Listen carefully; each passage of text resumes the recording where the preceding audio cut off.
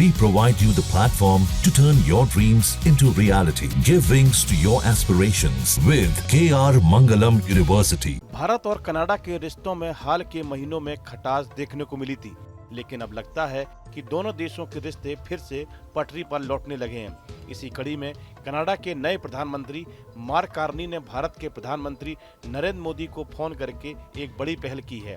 उन्होंने पीएम मोदी को इस महीने कनाडा में होने वाले G7 शिखर सम्मेलन में शामिल होने का आधिकारिक निमंत्रण दिया है।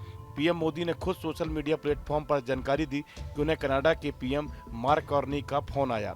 बातचीत के दौरान मोदी ने उन्हें चुनाव में जीत की बधाई दी और दोनों नेताओं ने भारत कनाडा संबंधों को फिर से मजबूत करने पर चर्चा की। पीएम मोदी ने यह भी लिखा कि उन्हें G7 सम्मेलन में आमंत्रित करने के लिए धन्यवाद। खास बात यह है कि ऑपरेशन सिंदूर के बाद पीएम मोदी और ट्रंप की यह पहली मुलाकात होगी।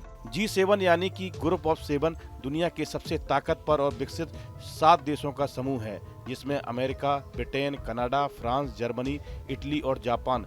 हर साल G7 देशों का एक शिखर सम्मेलन होता है, जिसमें दुनिया भर के अहम मुद्दों पर चर्चा की जाती है, जैसे जलवायु परिवर्तन, वैश्विक अर्थव्यवस्था, सुरक्षा और भू राजनीतिक तनाव। इस साल यह सम्मेलन कनाडा के कनानसकी शहर में होने वाला है और बड़ी बात है कि भारत को इसमें आमंत्रित किया गया। पिछले कुछ समय से भारत और कनाडा के बीच रिश्तों में तनाव था, खासकर खालिस्तान मुद्दे को लेकर। दोनों देशों ने एक दूसरे पर कई आरोप लगाए थे, लेकिन अब इस न्योते से यह संकेत मिलता है कि कनाडा भारत के साथ रिश्ते सुधारने की दिशा में गंभीर है। वहीं भारत के लिए भी यह मौका है कि वह वैश्विक मंच पर अपनी भूमिका को मजबूत करे। G7 सम्मेलन में हिस्सा लेना भारत के लिए राजनीतिक और रणनीतिक दोनों स्तर पर फायदेमंद साबित हो सकता है। इस मौके पर पीएम मोदी की दुनिया के बड़े नेताओं से मुलाकात होगी और वे भारत का पक्ष अंतर्राष्ट्रीय मंच पर मजबूती से रख सकेंगे। साथ ही यह उम्मीद की जा रही है कि भारत और कनाडा के रिश्तों में नई शुरुआत हो सकती है। इससे पहले कयास लगाए जा रहे थे कि दोनों देशों के बीच रिश्तों में तल्खी की वजह से कनाडा की तरफ से इस बार भारत को G7 समिट में शामिल होने का न्योता नहीं दिया जाएगा। यदि ऐसा होता तो 2019 के बाद यह पहला मौका होता जब पीएम मोदी को इस समिट में हिस्सा नहीं लेते। कुछ समय पहले तक कनाडा की तरफ से भारत को निमंत्रण देने को लेकर कोई प्रतिक्रिया व्यक्त नहीं की थी।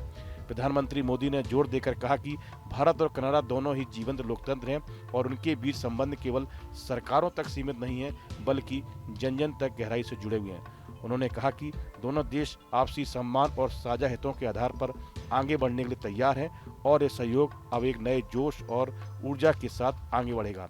इस बातचीत से यह संकेत मिला है कि भारत कनाडा संबंधों में अब एक सकारात्मक बदलाव देखने को मिलेगा।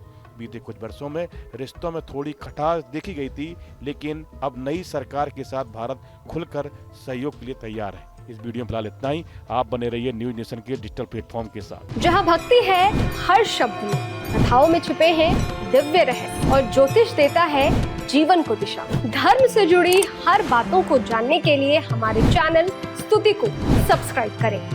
चैनल पर जाने के लिए इस लिंक पर क्लिक करें।